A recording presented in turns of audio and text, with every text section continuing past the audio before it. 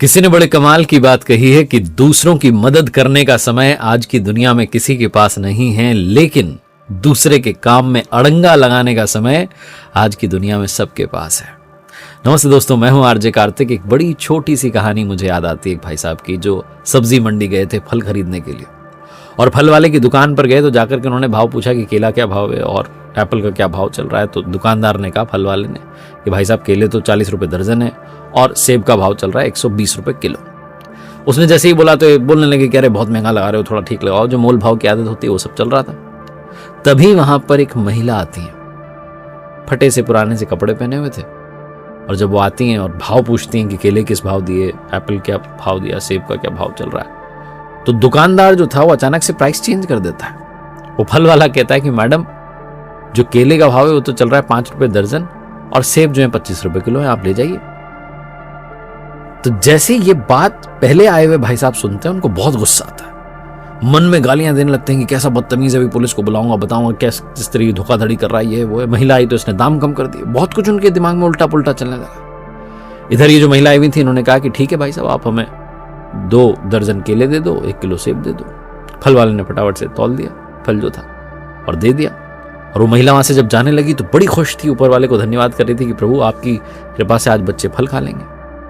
जैसे ही वहां से थोड़ी सी दूर गई, ये जो पहले से आए हुए भाई साहब थे, ये गुस्से में बड़बड़ाने लग गए कि बदतमीज हो तुम, अभी पुलिस को बुलाता हूं, ये है वो है, समझ क्या रखा है तुमने। महिला आ गई तो तुमने दाम कम कर दिए, और इतने कम कर दिए, 40 रुपए दर्जन के लिए मुझे बता रहे हो, उनको बता रहे हो 5 रुपए दर्जन। मुझे कह रहे 120 रुपए किलो जो है एप्पल चल रहे हैं, उनको कह रहे हो 25 रुपए किलो। ये कौन सा डिफरेंस है, मुझे तो समझ में नहीं आ रहा। बहुत गुस्से में थे।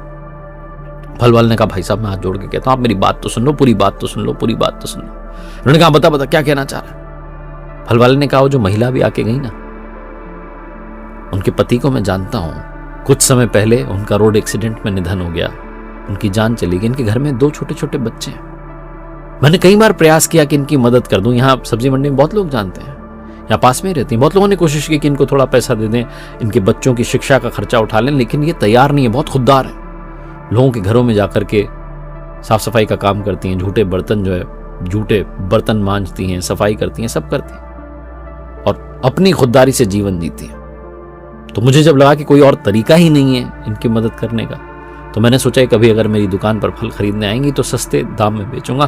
भोली भाली हैं, ये सोचती हैं कि यही भाव चल रहा है और मैं बस इनकी मदद करके खुश हो जाता हूं। वो जो गुस्से में थे पहले से आए भाई साहब, उनका गुस्सा बहुत शांत हो गया।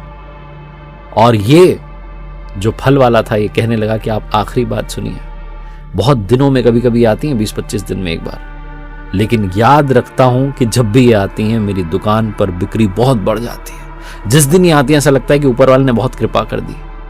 भाई साहब मैं तो अपनी तरफ से थोड़ा सा बस मदद करने का भाव रखता हूं, ऊपर वाला पता नहीं किस भाव से मेरी ये जो छोटी सी झोपड़ी है इसमें बहुत कुछ भेज देता है।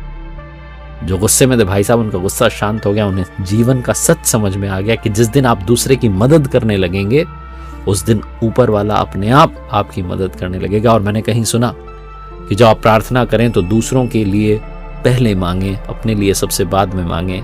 आप देखना, सबसे पहले प्रभु आप ही की सुन लेंगे। आपने जो मांगा आपको मिल जाएगा, क्योंकि जो दूसरों की मदद करता है, ऊपर वाला उसकी मदद करता है।